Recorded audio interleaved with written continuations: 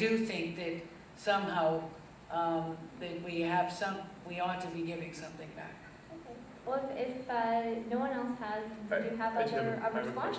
Yeah, absolutely. Go ahead, and because we have at this point about five more minutes or so, and then we'll move on to audience questions.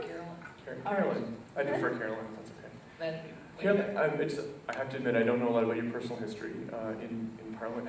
When were you first elected? Which year? 1997. Okay. So then, again, I'm new to this whole game.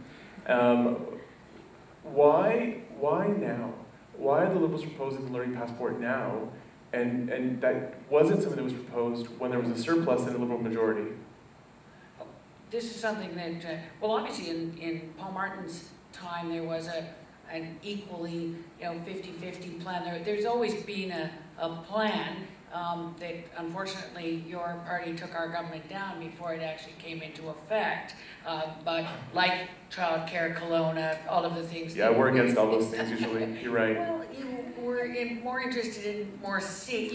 You made in 2005-06, you made a rather unfortunate assumption that the outcome of the election would be the same of a Paul Martin minority with a few more seats. And I think we paid terribly for that assumption. So we're responsible for a Conservative minority. Yes. Not the history of the Liberal Party that you had for 12 years, where you could have made changes and made everyone realize they should stay in power. Michael, do you maybe want to ask a question, and then Dr. Bennett will have a minute to respond. Fair enough. All right.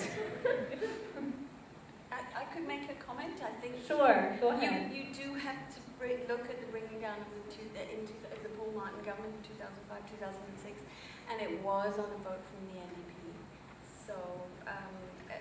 And issues such as child poverty, which are really important, have now been forgotten, no longer. Yes, Michael?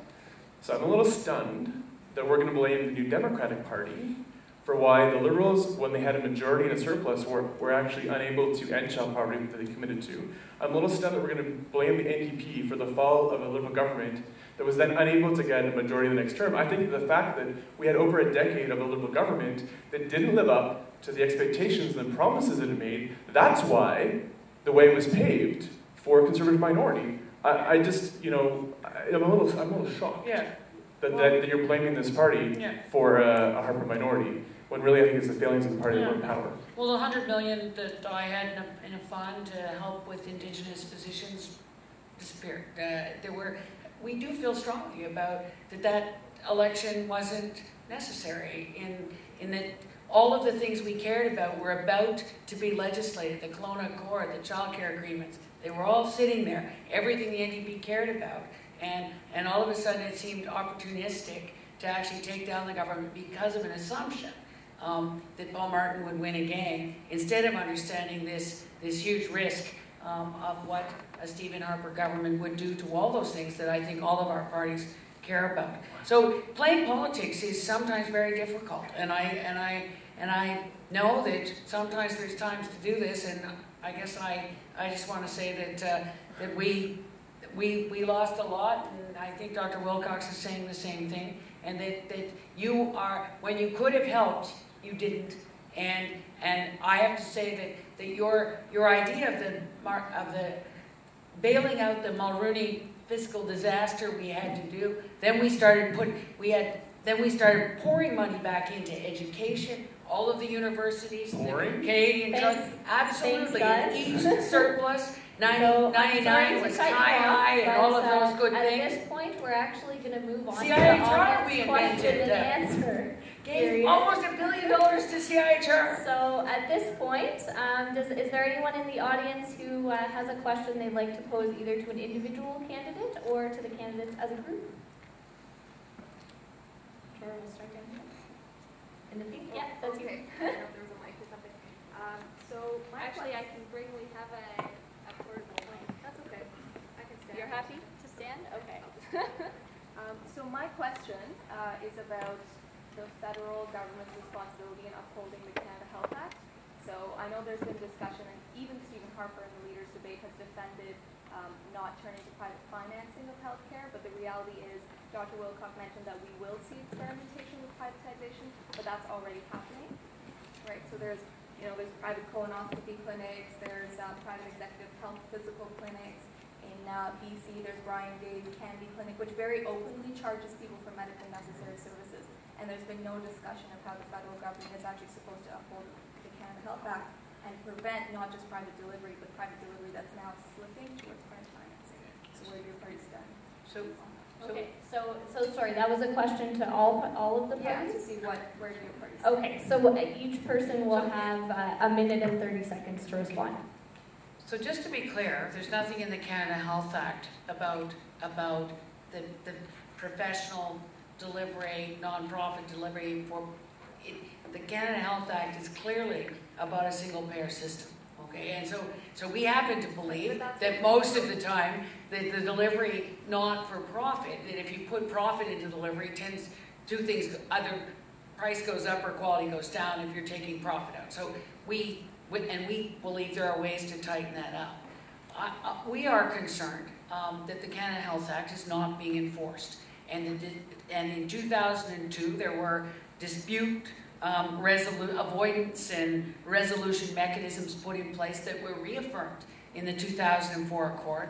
And since this government has come into play, there has been absolutely no action on enforcing the Canada Health Act. And so from concierge medicine to all of these clinics where people really do pay to get to the front of the line for their MRI, it's in complete violation of the Canada Health Act. And whether it's cataracts in Alberta or hips and knees in BC or radiology pretty well all over the country, but particularly in Quebec, it might as well not exist. And so that's why I think that we need a Liberal government that will come back. We weren't perfect at enforcing the Canada Health Act, and there were times that I would have liked us to have been tougher. Dr. Bennett, we'll give the next.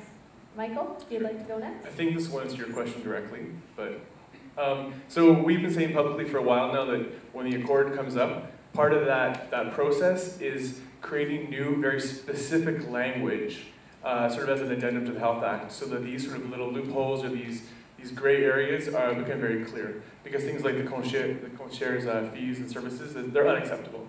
And so if the language is such that these things can continue, and are hard to enforce or become difficult to enforce, part of the negotiation with the provinces is coming up with language that would help tighten that. Does that answer your question? Sort of. Dr. Wilcox? Again, I would say the Green Party supports universal single payer. One of the things we note, and I put it out, I don't know if this is actually the right answer, the right point, but under NAFTA, the understanding under NAFTA that any US company that decides to set up business in Canada has the right to do so. And therefore, under NAFTA, could a US private for-profit medical corporation set up in Canada? And would we, under NAFTA, be obliged? And I just put it up as theoretical, apart from all the issues of the boutiques and things that are happening. I could also argue that I think the most important thing for us to do right now is build really good, strong healthcare. I think that often, and I was trying to allude to that before, that more healthcare is not better healthcare. And people can give you examples of people who've had excessive amounts of investigations and then procedures and actually developed complications. And I've talked about people on too many medications and medication interreactions, so that we continue to show evidence-based that what we're doing is the best form of medicine, and more medication and more treatment is not necessarily better. There's even some evidence about cataract operations and how some people are having cataracts way too early, etc. And there's actually beginning to be accumulating evidence on that. Similarly, a study from Norway looking at back injuries, surgery versus no surgery, 10 years out, no difference. And we need to question that. All right, next question can go, Jesse's going to be on question control, so. Okay, so this question goes out to Michael, but I would like to know Dr. Bennett's opinion as well. You may have mentioned it indirectly, but you're talking about bringing in more doctors and nurses and just other professions into the healthcare system. But to a certain extent or point, there's not enough room in hospitals as it is. for that kind of transfer of just so many people and bringing in more people. Like I was just